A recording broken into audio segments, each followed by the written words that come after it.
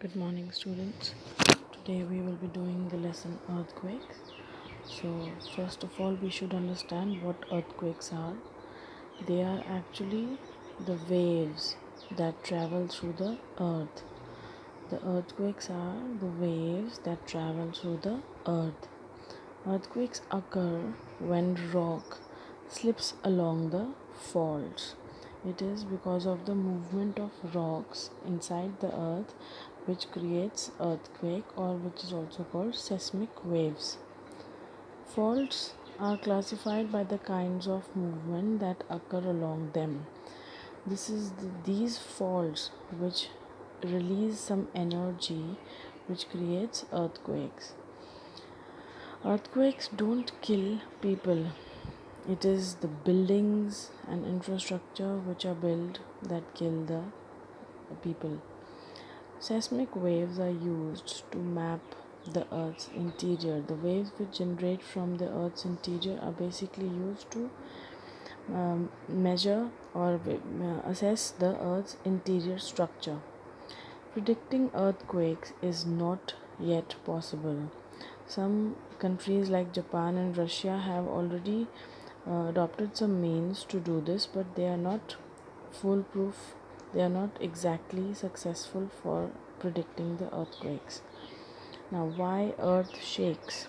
Earth shakes because there is a release of energy. It occurs along the fault line. Wherever there is a fault is a crack or a fracture in the rock layers.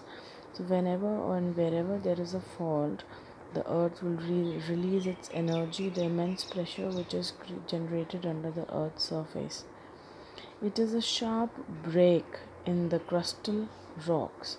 Fault means it is a break or a crack in the crustal rocks. Crustal rocks are the rocks of the earth's crust. Rocks along the fault tend to move in opposite directions. There are some movements of the rocks which we will make clear right now. So before moving further, we should understand this diagram which shows how the earthquake occurs and spreads. So supposingly this is the point where the earthquake occurs, means where this is the focus, or we can also call it hypercenter.